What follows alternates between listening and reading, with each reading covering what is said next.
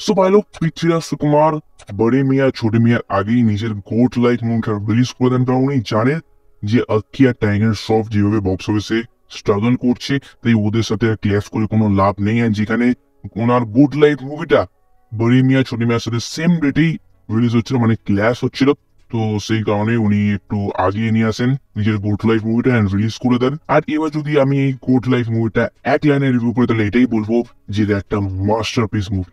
Yes, এটা একটা masterpiece movie. আর এটা শুধু 2024-এর বেস্ট মুভি নয়, এটা ইন্ডিয়ার একটা বেস্ট মুভি যেটা হলিউড কেউ হারিয়ে দেবে। সো এবার যদি এই মুভির স্টোরির ব্যাপারে বলি, তাহলে এই মুভির স্টোরিটা একটা ট্রু স্টোরি বা ট্রু ইভেন্টস এর উপর বেস্ট। যেখানে আমি এই মুভি যখন ট্রেলার রিভিউ করেছিলাম তখন বলেছিলাম এটা নোবেলের উপর বেস্ট, বাট ইয়েস, এটা নোবেলের উপর তো বেস্ট, এন্ড সেই নোবেলটা একটা রিয়েল লাইফ ইনসিডেন্টের উপর যেটা এক সময় অ্যাকচুয়ালি ঘটেছিল। বাট এই মুভিটা নিয়ে একটা স্যাড ফ্যাক্ট হচ্ছে এটাই যে এই মুভির মেকার্সরা এই মুভিটাকে নিয়ে তেমন ভাবে কোনো প্রমোশনই করেনি। এন্ড সেকেন্ড যে ফ্যাক্টটা হচ্ছে সেটা হচ্ছে এই মুভিটা নিয়ে দর্শকদের মধ্যে কোনো এক্সাইটমেন্টই নেই। আবার যখন এই মুভিটা ওটিটিতে রিলিজ হবে তখন দর্শকদের মধ্যে একটা অ্যাওয়ারনেস চলে সবাই বলবে আরে আন্ডাররেটেড মাস্টারপিস, বা যখন অ্যাকচুয়ালি থিয়েটারে রিলিজ পায় তখন কেউই দেখতে যায় না এরকম মুভি। বাট আমার কাজ হচ্ছে রিভিউ করা, সো আমি আমার কাজটা করবো। এন্ড আমি যখন এই মুভির ফার্স্ট সিন দেখি আমি বুঝে যাই যে এটা কোনো নর্মাল মুভি হতেই পারে না। মানে এরকম অনেক কম মুভি থাকে যেগুলো রিয়েল লাইফ প্লাস রিয়েল লাইফের মধ্যেকার যে পার্থক্য, যে ডিফারেন্স, সেটা একেবারে মুছে দেয়। এন্ড তখন আমরা 3 ঘন্টার জন্য একটা আলাদা জগতে চলে যাই। আর যখন থিয়েটার থেকে বার হই তখন এই মুভিটা আমাদের মনে, আমাদের মাথায় সারাক্ষণ ঘুরপাক খেতে থাকে, কারণ এই মুভিটার ইমোশন এর প্রতিটা ফ্রেমে ফুটে ওঠে। যেমন এই মুভিতে একটা সিন আছে যেখানে পৃথ্বীরাজ সুকুমার গাড়ির আয়নায় নিজের মুখটা দেখবে, প্লাস আরেকটা সিন আছে যেখানে পৃথ্বীরাজ সুকুমার ছাগলদের সাথে কথা বলবে। তো সেই সব সিনগুলো ডাইরেক্ট এইখানে টাচ করে, আর সেই সব ইমোশন গুলো ডিসক্রাইব করার শব্দ আমার কাছে নেই।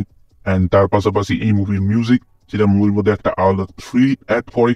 এন্ড মুভির ভেতর কিছু কিছু সিন আছে যেগুলো দেখে তোমার মনে হবে যে একটা মানুষের সাথে আর কত খারাপ হতে পারে। মানে সেই সব সিনগুলো তোমার মন ছেড়ে সোজাসুজি মাথায় আঘাত করবে, কারণ তোমার মনে হবে যে তোমার মন মতো এক্সপেক্ট করবে যে এর পরের সিনটা এরকম হবে, বাট হয় তার ঠিক উল্টোটা। আর এবার যদি পারফরমেন্সের কথা বলি, তাহলে এই মুভিটা যদি অস্কার সে যায় তাহলে গ্যারেন্টি পৃথ্বীরাজ সুকুমার অস্কার জিতে নিয়ে আসবে। মানে ওনার পারফরমেন্স দেখে মনে হচ্ছে না যে উনি অ্যাক্টিং করছেন, দেখে মনে হচ্ছে উনি অ্যাকচুয়ালি ওই জায়গাটা এক্সিস্ট করছেন। অ্যাকচুয়ালি উনি যে কারনামাগুলো করছেন সেগুলো শুট করে আমার সামনে দেখানো হয়েছে। মানে এতটা ন্যাচারাল অ্যান্ড র পারফরমেন্স ছিল ওনার এই মুভির ভেতর। সো আমি এই গুড লাইফ মুভিটাকে দেবো পাঞ্জার ভেতর পাঞ্জা, I mean 5 out of 5 star, কারণ এই মুভিটা ডিজার্ভ করে। কারণ এই মুভির স্টোরি টেলিং, এই মুভির ডাইরেকশন, এই মুভির সিনেমাটোগ্রাফি, এই মুভির মিউজিক, এই মুভির পারফরমেন্স, প্রতিটা জায়গায় এই মুভিটা একটা মাস্টারপিস। এন্ড যে কারণে এই মুভিটা 5 আউট অফ 5 স্টার ডিজার্ভ করে। আর তোমার যদি সার্ভাইভাল থ্রিলার টাইপের মুভি দেখতে ভালো লাগে তাহলে এই মুভিটা একেবারে মিস করো। যদি মিস করো তাহলে সেটা একটা বড় পাপ করে ফেলবে তুমি। বাকি আমি আমাদের অঙ্কুশদার মির্জার থ্রিলার নিয়েও কথা বলেছি, তুমি চাও কি সেই ভিডিওটাকেও চেক আউট করতে পারো। তো স্যার তোমার সাথে দেখা হবে ঠিক সেই ভিডিওতে। So bye. अंदर से कोई बाहर ना जा सके।